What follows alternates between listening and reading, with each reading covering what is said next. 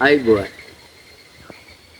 මම සෝමසිරි මැදිගෙදර මේ තමයි මගේ සුන්දර ගම්මානය වලපනේ තෙරිපැහැ ගම තමයි මේ මම අද උදේ තමයි මහරගම මම පදිංචි වෙලා හිටියට අද උදේ තමයි මගේ පංගමතාවේ මම මේ දිගටම දැන් සත්‍යයක් පාසා මගේ ගමට එනවා ඒ හේතුව ඔබ තමයි දන්නේ නැති මේ පේන මේ ඉදිරියෙන් දැන් මේ පටිගත කිරීම දකින්න ඇති මේ බෝධින් වහන්සේ අවුරුදු 260කට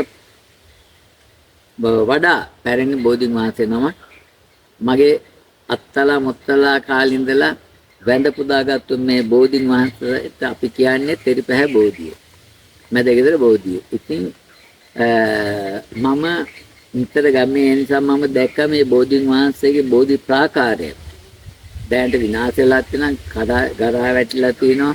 ඉතින් බෝධින් වහන්සේගේ ආරක්ෂාව සඳහා කිසිම පිළිසරණක් මේ එනකොට නැහැ.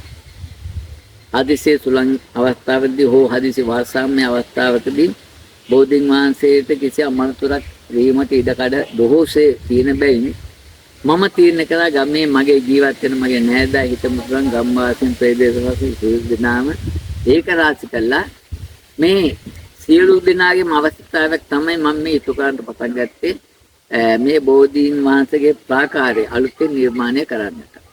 ඉතින් මෙතනදී මම ගමේ මගේ සහෝදර සියලුම දෙනා කැඳවලා මම කිව්වා මම මේ බෝධි ප්‍රාකාරය අලුතින් ගොඩනගන්නට නිර්මාණය කරට මගේ දායකත්වය මම දෙනවා. ඒ සඳහා මට මගේ ප්‍රදේශවාසී ගම්වාසී සියලු දෙනාගේ නෑදෑ සියලුම ආධාර උපකාර සහ ශ්‍රමයෙන් සහ මුදලින් මට ලබා දෙන්න කියලා මම ඉල්ලීමක් කරා. සියලු දෙනා දවසක් කැඳවලා ඒ අනුව මගේ හිත මිත්‍රාදී නෑදෑ හිත සියලුම දෙනා ඒකමතිකව තියෙන කළා. මොකද ඒගොල්ලන්ගේ සෑම කෙනෙකුගේ මේ තිබුණු සීනයක් තමයි මේ බෝධින් වහන්සේගේ බෝධි ප්‍රාකාරය නැවත ගොඩනගලා මේක වන්දනාමාන කරන සුදුසු පරිසරයක් ඇතුළේ සුදුසු ස්ථානයක් ඇතුළේ නිර්මාණය කිරීම. නමුත් ඒගොල්ලන්ට ගමේ අපි ඉන්න ජීවත් වෙන විදිහට හරි අමාරු ඒ කටයුත්ත කරන්න. ඒ සඳහා මූලිකත්වය අනිවාර්යයෙන්ම ගත යුතුයි කිසියම් පුද්ගලයෙක්. ඉතින් ඒ කටයුත්ත මගේ ගමේ උපන් ගමේ වෙනියම් මේ කටයුත්ත මම කරලා දැන් මම මේ ඉදි කරගෙන යනවා. මේ ඔබ සියලු දෙනාට දකින්න පුළුවන්. මේ මුල් අවදී සහ දැන් පවතින මට්ටම දැන් හිතා ගන්න පුළුවන් මේ වීඩියෝ ක්ලිප් එකේ බලනකොට දැන් කොතනද තියෙන්නේ කියලා. ගියේ 5 වෙනිදා පෙරවරු 10:55ට තිබූ සුබ නැකතින් මම වැඩේ මුල්ගල් තියලා ආරම්භ කරලා මගේ සීලුම දෙනාගේ ආධාර උපකාරයතු දැන් මේ මට්ටමේ තමයි තියෙන්නේ. ඉතින් අදත් මම ආවේ මේ ඉදිරි වැඩ කටයුතු ටික අවසන් කරන වගේම නිර්මාණය කරන හැටි මම දැක බලාගෙන මම අවශ්‍ය උපදෙස් දීලා යන්න තමයි මම ආවේ.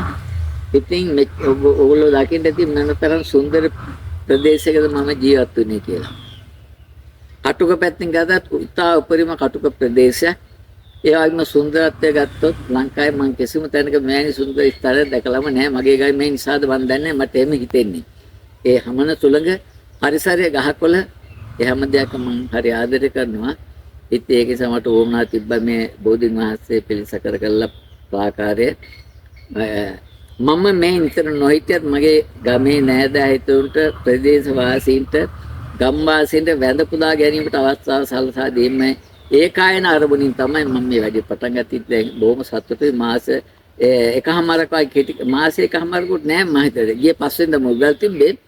ඉතින් මේනකොට මේ මට්ටමට ගොඩනගලා තිනා මම බලාපොරොත්තු වෙලා ඉතාමත් ඉක්මනින් නුදුරු එන පොයේදී නිකිනි පොයේදී මේ බෝධින් වහන්සේගේ ප්‍රාකාරය විවෘත කළා. ගමේ සියලු දෙනාට වන්දනාමාන කිරීමට අවස්ථාව උදා කර දෙන්නට. ඉතින් මේ අසන දැකලා ඔබ සියලු දෙනාත් මේකට ප්‍රාර්ථනා කරන පින් අනුමෝදන් කරන්න මේ සියලු කටයුතු ත්‍රි රත්නේ පිහිට ආසයි මේ සර්ව ප්‍රකාරින්ම සාර්ථක වේවා කියලා සියලු දෙනා මුළු හදවතින්ම ප්‍රාර්ථනා කරන සුභාශිර්වාද මේ මම බලාපොරොත්තු නැවතත් මේනි රූපරාම දෙන්නලා මේ වැඩසටහනකින් පමණාසල ධර්ම කරාන්ති ඉදිරියේදී එහෙම මම අදට සමු ගන්නවා. අපි නැවත හම්බ වෙන්නේ මේනි වීඩියෝ වැඩසටහන